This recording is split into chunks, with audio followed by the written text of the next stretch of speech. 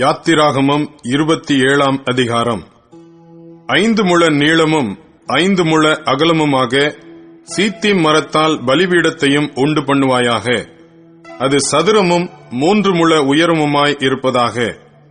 அதன் 4 மூலைகளிலும் 4 கொம்புகளை உண்டாக்குவாயாக. அதன் கொம்புகள் அதனோட ஏகமாய் இருக்க வேண்டும். அதை வெண்கல தகட்டால் மூட வேண்டும். அதன் சாம்பலை எடுக்கத்தக்க சட்டிகளையும் கரண்டிகளையும் கிண்ணிகளையும் முள்துறடுகளையும் நெருப்புச் சட்டிகளையும் உண்டாக்குவாயாக. அதன் பனிமுட்டுகளை எல்லாம் வெண்கலத்தால் பண்ணுவாயாக. வலைப்பின்னல் போன்ற ஒரு வெண்கல சல்லடையை பண்ணி அந்த சல்லடையின் 4 மூலைகளிலும் 4 வெண்கல வளையங்களை உண்டாக்கி அந்த சல்லடை பலிபீடத்தின் பாதி உயரத்தில் இருக்கும்படி அதை தாழ பலிபீடத்தின் சுற்றடைப்புக்கு கீழாக வைப்பாயாக. பலிபீடத்துக்கு சீத்திம் மரத்தால் தண்டுகளையும் பண்ணி அவைகளை வெண்கல தகட்டால் மூடுவாயாக. பலிபீடத்தை சுமக்கத்தக்கதாக அந்த தண்டுகள் அதன் 2 பக்கங்களிலும் வளையங்களிலே பாய்ச்சப்பட்டிருக்க வேண்டும். அதை உள்வெளிவிட்டு பலகைகளினாலே பண்ண வேண்டும். மலையில் உனக்கு காண்பிக்கப்பட்டபடியே அதை பண்ண கடவர்கள்.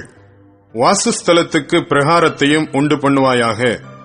தெற்கே தென் திசைக்கு எதிரான பிரகாரத்துக்கு திரித்த மெல்லிய பஞ்சு நூலால் செய்யப்பட்ட 100 முழ நீளமான தொங்கு திரைகள் இருக்க வேண்டும்.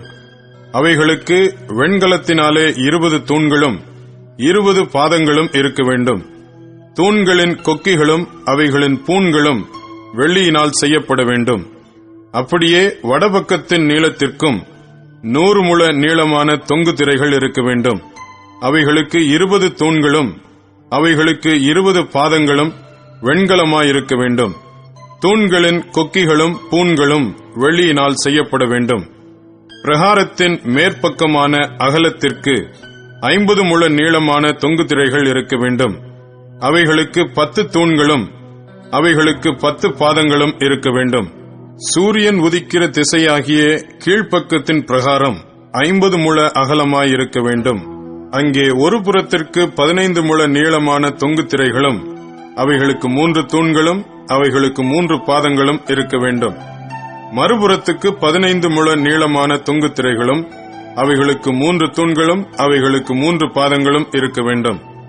பிரகாரத்தின் வாசலுக்கு இளநீல நூலாலும் இரத்தாம்பர நூலாலும் சிவப்பு நூலாலும் திரித்த மெல்லிய பஞ்சு நூலாலும் சித்திர தையல் வேலையாய் செய்யப்பட்ட 20 முழ நீளமான ஒரு தொங்கு திரையும் அதற்கு 4 தூண்களும் அவைகளுக்கு 4 பாதங்களும் இருக்க வேண்டும். சுற்று பிரகாரத்தின் தூண்கள் எல்லாம் வெள்ளியினால் பூண் கட்டப்பட்டிருக்க வேண்டும். அவைகளின் கொக்கிகள் வெள்ளியினாலும் அவைகளின் பாதங்கள் வெண்கலத்தினாலும் செய்யப்பட்டிருக்க வேண்டும். பிரகாரத்தின் நீளம் 100 முழமும் இருபுறத்து அகலம் 50 முழமும் உயரம் 5 முழமுமாய் இருப்பதாக. அதன் தொங்கல்கள் திரித்த மெல்லிய பஞ்சு நூலினால் செய்யப்பட்டு அதன் தூண்களின் பாதங்கள் வெண்கலமாயிருக்க வேண்டும். வாசஸ்தலத்துக்கு அடுத்த சகல பணிவிடைக்கு தேவையான எல்லா பணிமுட்டுகளும் அதன் எல்லா முளைகளும் பிரகாரத்தின் எல்லா முளைகளும் வெண்கலமாயிருக்க வேண்டும்.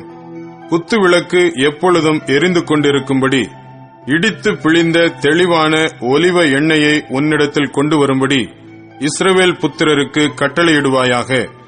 ஆசரிப்பு கூடாரத்தில் சாட்சி சந்நிதிக்கு முன்னிருக்கும் திரைச்சீலைக்கு வெளிப்புறமாக ஆரோனும் அவன் குமாரரும் சாயங்காலம் தொடங்கி விடியற்காலம் மட்டும் கர்த்தருடைய சன்னிதானத்தில் அந்த விளக்கை எரிய வைக்க கடவர்கள். இது இஸ்ரவேல் புத்திரருக்கு தலைமுறை தலைமுறையாக நித்திய கட்டளையாயிருக்க கடவது.